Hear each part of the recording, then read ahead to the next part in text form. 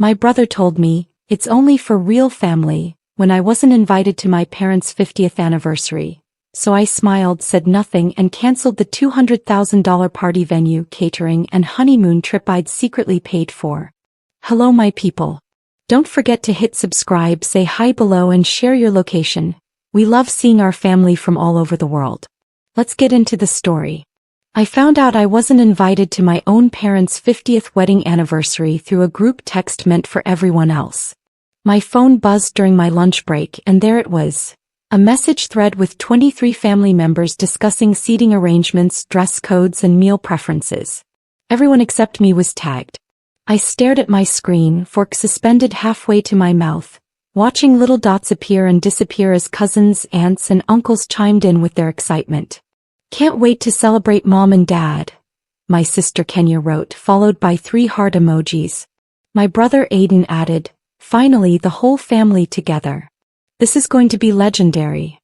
The whole family. I read those words 5 times, each repetition twisting the knife deeper. I scrolled up through the conversation history. 2 weeks of planning I'd known nothing about. 2 weeks of my family actively discussing this milestone celebration while deliberately excluding me. My hands trembled as I screenshot the messages. Proof of what I was seeing, evidence that this wasn't some technical glitch or misunderstanding. I'd sent Mom flowers just yesterday for no reason except that I loved her. The card read, thinking of you always. She texted back a simple thank you baby girl with a kiss emoji. And now this.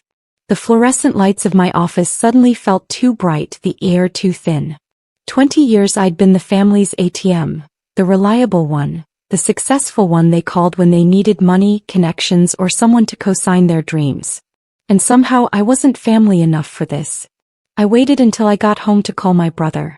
My apartment felt empty and cold despite the expensive furniture I'd carefully selected. Aiden answered on the 3rd ring, his voice casual, unsuspecting. Hey sis, what's up? Aiden, I saw the group chat, I said, keeping my voice steady. About Mom and Dad's anniversary party? Silence stretched between us like a chasm. Then he cleared his throat. Oh, yeah. Listen, Shanice, it's complicated. Complicated how? I interrupted. Help me understand how planning a party for our parents becomes complicated when it involves including all their children. It's not like that, he said, but his tone had shifted, defensive now. Kenya and I just thought. Look, the party's got a specific vibe we're going for. Family only. Real family. You know how you are, always working, always busy with your corporate life. You wouldn't really fit in with what we're planning. Real family. Those 2 words hit me like a physical blow. I sat down on my couch, the leather creaking under me. Real family? Aiden, what does that even mean? You know what I mean, Shanice. You've been different for years now. Ever since you got that fancy job and moved to the nice side of town. You barely come around anymore. When's the last time you came to Sunday dinner? I work Sundays, I said quietly. I've worked Sundays for 3 years. You know this. Exactly my point, he said, and I could hear him getting comfortable with his narrative, warming to his own justification. You chose that life over family. So yeah, this party is for people who actually show up. Who actually care. I care, I whispered, but Aiden was already rolling. Do you though? You missed Auntie Jean's funeral last year. I was in London for work. I sent flowers and a donation to her church. Money. Aiden laughed, bitter and sharp. That's all you ever send, Shanice. Money and excuses. You think that's what family is? Writing checks. My mind flashed back to 3 months ago when Aiden called at 2 in the morning. His voice had been desperate, panicked. Shanice, I'm about to lose my car. They're coming to repo it tomorrow. I need $5,000. Please sis. You're the only one who can help me. I'd sent $6,000 without hesitation, the extra for his insurance payment. He'd promised to pay me back. I was still waiting. Aiden, you called me 6 times last year asking for money, I said slowly. Every single time I sent it. No questions asked. And there you go again, keeping score. That's exactly what I'm talking about. Real family doesn't keep receipts, Shanice. They just show up. Something inside me cracked, clean and precise, like a bone snapping. You're right, I said calmly. Real family doesn't keep receipts. They also don't uninvite their siblings from milestone celebrations and then insult them about it. Look, it's already decided, Aiden said with finality. The party's in 6 weeks. It's what Mom and Dad want to. They agreed with me and Kenya. They agreed. My voice barely registered as sound. Mom and Dad agreed I shouldn't come to their anniversary? Yeah, Shanice. They did. So maybe take the hint. After Aiden hung up, I sat in the dark for an hour, not moving, barely breathing. Then I walked to my home office and opened my laptop. The files were exactly where I'd left them, meticulously organized in a folder labeled M&D 50th Anniversary Surprise. For 8 months, I'd been planning the party to end all parties. 8 months of secret calls to event planners, caterers, venues. 8 months of careful budgeting and creative financing to pull off something truly spectacular. The Riverside Estate venue contract.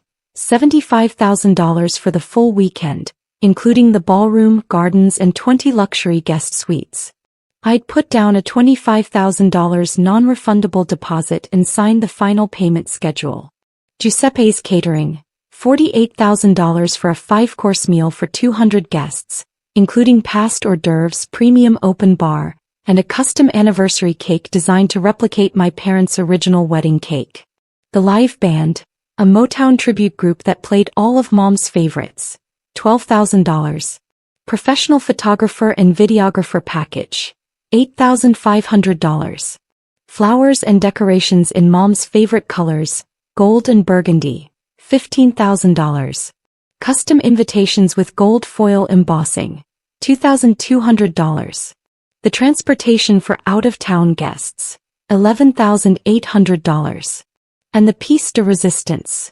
A 2-week all-expenses-paid trip to Hawaii for my parents, staying at the Four Seasons with daily couples spa treatments, private tours, and a vow renewal ceremony on the beach. $45,500. Total investment, $218,000. Every penny from my own savings, my bonuses, the inheritance my grandmother left specifically to me. I'd been so excited about this surprise. I'd imagined their faces when they walked into that ballroom, when they saw 200 people gathered to celebrate their love. I needed to confirm this wasn't some cruel misunderstanding, so the next morning I called Kenya during my commute. She answered while clearly multitasking, the sounds of her kids screaming in the background. Shanice, hey, I'm kind of in the middle of. Kenya, I need 5 minutes. Please. She sighed heavily. Okay, but make it quick. I've got to get the twins to soccer practice. The anniversary party. Aiden told me I'm not invited. Is that true? Oh. Her voice dropped, uncomfortable now. Yeah, about that. Look, don't take it personally. It's just, you know how you can be sometimes. No, Kenya, I don't know. Tell me how I can be. Judgy, she said quickly. You always look down on us. Ever since you got your MBA and started making 6 figures, you act like you're better than everyone. Remember at Christmas when you talked about your trip to Dubai? Mom's face, she looked so small. Like she'd never done anything important. I was answering Dad's question about my travels, I said, stunned. He specifically asked where I'd been for work. Yeah, but the way you talked about it, Kenya countered. First class this, 5-star that. Do you know how that makes the rest of us feel? Not everyone can afford your lifestyle, Shanice. I've never made anyone feel bad for. You don't have to say it outright, Kenya interrupted. It's in everything you do. The designer clothes, the expensive car, the fact that you're always too busy for family events but never too busy for work dinners. That's not fair, I protested. Look, Aiden and I are throwing Mom and Dad a party they'll actually enjoy. Something authentic. Something real. Not some bougie affair where everyone feels poor. That evening I pulled out every receipt, every text message, every bank transfer from the past 5 years. If they wanted to talk about keeping score, I'd show them a scoreboard. Aiden's car payment, $6,000. Kenya's emergency dental work for her kids, $4,800. Dad's roof repair, $12,000. Mom's medical bills after her surgery, $8,500. Aiden's business loan when the bank rejected him, $15,000. Kenya's down payment assistance for her house, $20,000. The list went on for pages. Birthday gifts. Christmas presents. School supplies for my nieces and nephews. Groceries when times were tight. Utility bills when someone got disconnected. A grand total of $127,400 over 5 years. Not loans, gifts. Because that's what family does, right? We show up. We help. We love unconditionally. Or at least that's what I thought family did.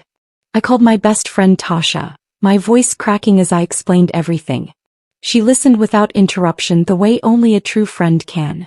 When I finished, she was quiet for a long moment. Shanice, baby, I'm going to say something you're not going to want to hear. What? They've been using you. For years. And you've let them. They're my family. Family doesn't treat you like an ATM and then exclude you from important moments, Tasha said firmly. Family doesn't call you judgy for being successful. That's jealousy talking, not love. You've been so busy trying to prove you belong that you didn't see it. They don't want you to belong. They want you to fund their lives from a distance. So what do I do? You already know what to do, she said quietly.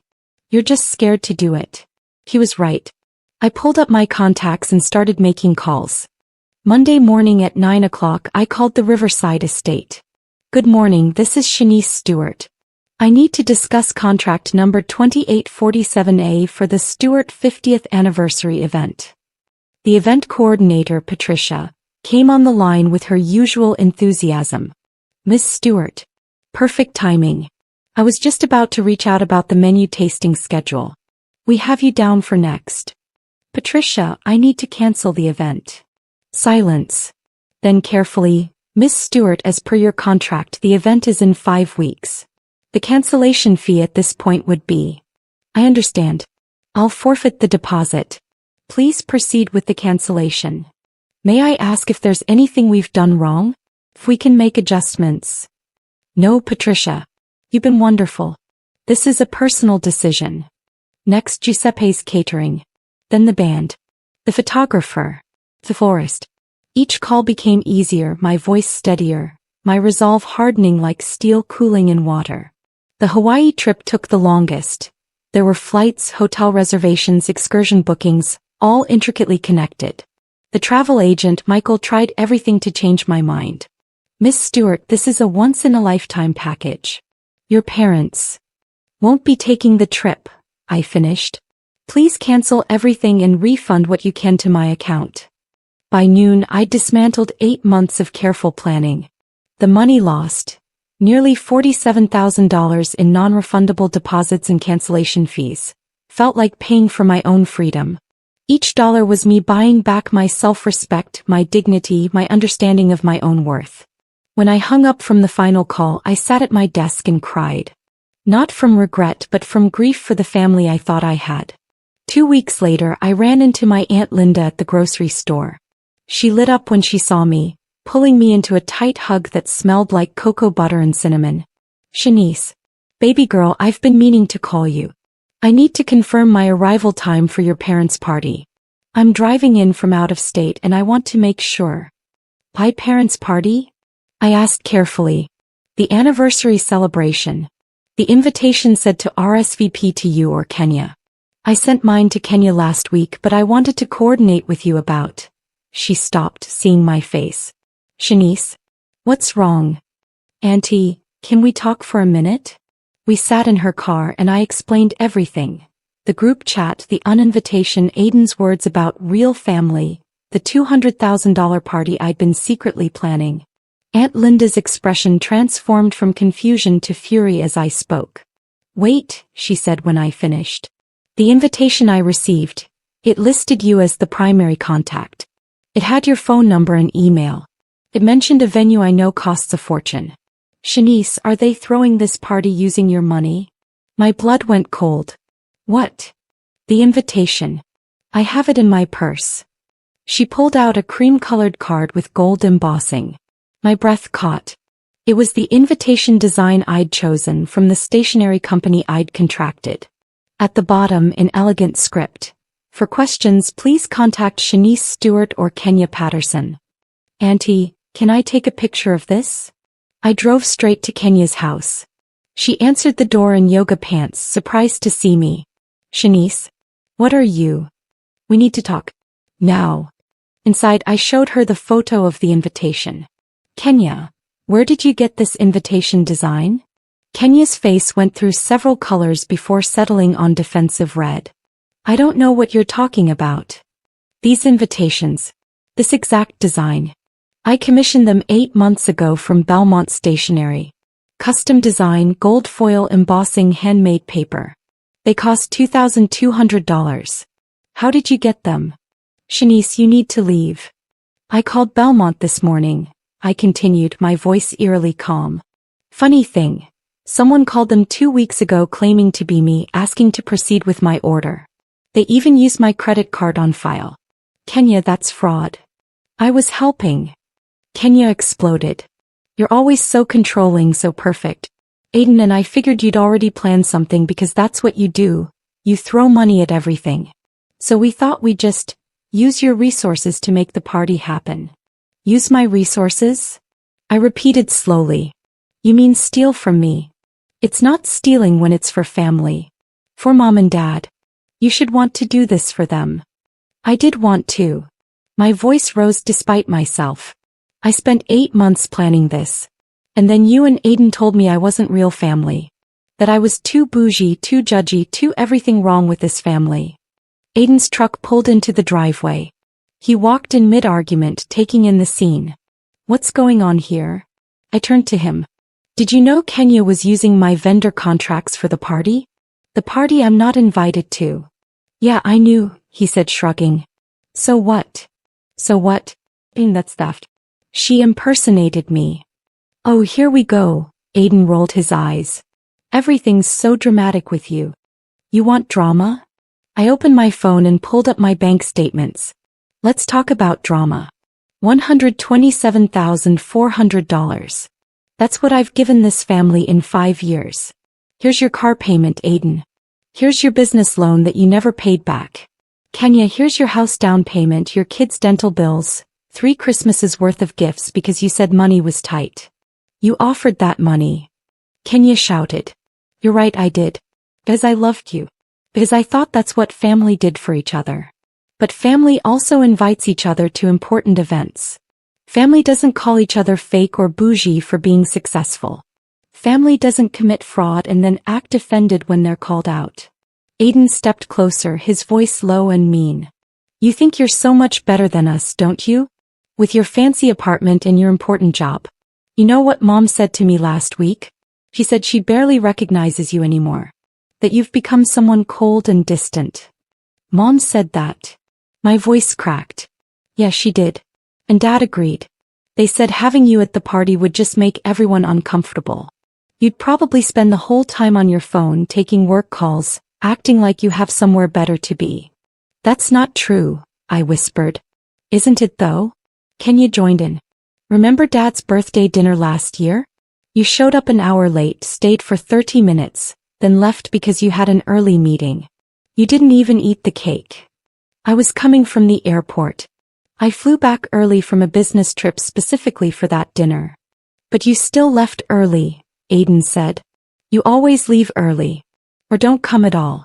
So yeah, we decided the party would be better without you there, making everyone feel inadequate. I looked between my siblings, these people who shared my blood, my history, my childhood memories. And I finally saw clearly what Tasha had been trying to tell me. They didn't want a sister. They wanted a benefactor. Someone to fund their lives while staying at an arm's length, close enough to exploit, far enough to blame. You're right, I said quietly. I should have realized this years ago. Aiden smirked, thinking he'd won. Finally, some self-awareness. I should have realized that you don't love me, I continued. You love my money. You love what I can provide. But me, the actual person, you don't even like me. And you know what? I'm done pretending that's okay. Shanice, Kenya started, but I held up my hand. I canceled everything, by the way. The venue, the catering, the band, the flowers. The Hawaii trip for Mom and Dad. Canceled. All of it. Gone. The room went silent. Then Aiden erupted. You did what? I canceled the party. The $200,000 party I was planning as a surprise. The one you were stealing from me piece by piece. It's done. You spiteful. Aiden lunged forward and I backed toward the door. You can't do that. Kenya screamed. Mom and Dad's party is in 3 weeks. The invitations are already sent. 200 people are expecting. Then I suggest you start planning, I said. Because I'm done. I'm done funding your lives, done being your ATM, done being blamed for my own success, done apologizing for not being whatever impossible version of family you've decided I should be. Mom and Dad will never forgive you for this, Aiden threatened. Maybe not, I agreed. But I'll forgive myself. Finally. I walked out, got in my car and drove away from Kenya's house. My phone started ringing immediately. Aiden, Kenya, the numbers I didn't recognize, probably other family members who'd heard. I turned my phone off and drove to the lake, where I sat watching the sunset until the sky turned purple and gold. The next 3 weeks were silent. I didn't call anyone and eventually the calls to me stopped too. I worked, went to therapy twice a week, started sleeping through the night for the first time in years. Tasha took me out for my birthday. A quiet dinner, just the two of us, where I didn't have to perform or prove anything. It was the best birthday I'd had in a decade. On the day that would have been the anniversary party, I took myself to a spa. Full day package. Massage, facial, mani-pedi, the works. While lying under warm towels, lavender oil calming my senses, my phone buzzed.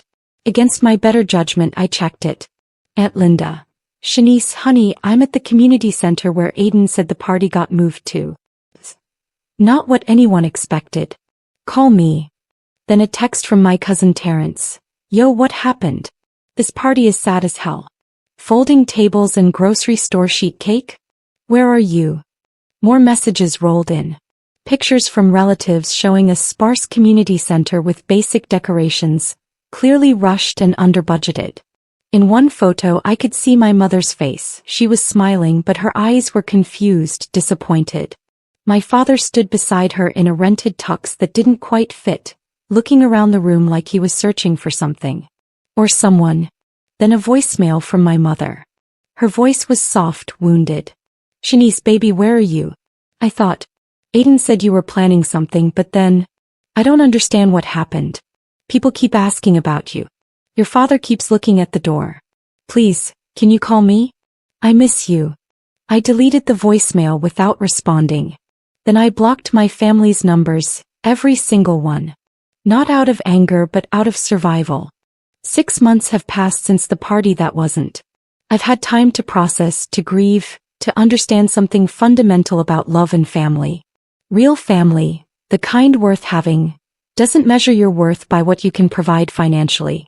They don't punish you for your success or weaponize your generosity.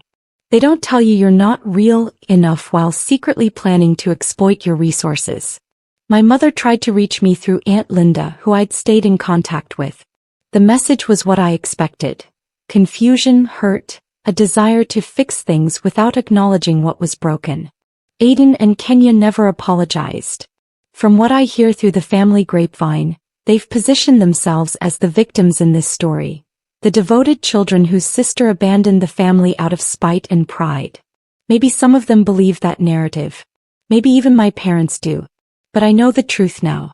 The truth is that I spent years trying to buy love from people who had decided I wasn't worth loving unless I was useful.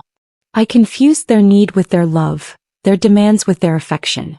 I've built a new family now. Tasha, colleagues who became friends, my therapist who taught me that setting boundaries isn't cruelty. We had Thanksgiving together, 9 of us gathered around a table where no one kept score, where success was celebrated instead of resented, where showing up meant being present, not just paying bills. Sometimes I think about my parents, about the party they deserved but never got because my siblings' greed and my pain collided. I grieve that. But I don't regret my choice. You can't heal in the same environment that made you sick. The saddest part isn't the money I lost or the family I left behind. It's realizing that to them I was never a sister, a daughter, a person worthy of love for who I was. I was just a means to an end, a wallet with a heartbeat. And the hardest truth I've learned? Sometimes the most loving thing you can do for yourself is walk away from people who can't see your value. Even if those people are family. Especially if those people are family. I'd love to hear your thoughts on this story. Have you ever felt undervalued by family? How did you handle it? Drop your experiences in the comments below. And if this story resonated with you, please like and subscribe for more real-life narratives about family, boundaries, and finding your worth. Your support means everything. The girl in the mirror looks different now. Sadder perhaps, but stronger. Free. And that freedom, painful as it was to earn, is worth more than any party, any relationship, any amount of money I could have spent trying to buy belonging. Some families are born. Some are built. Mine just took longer to find than I expected.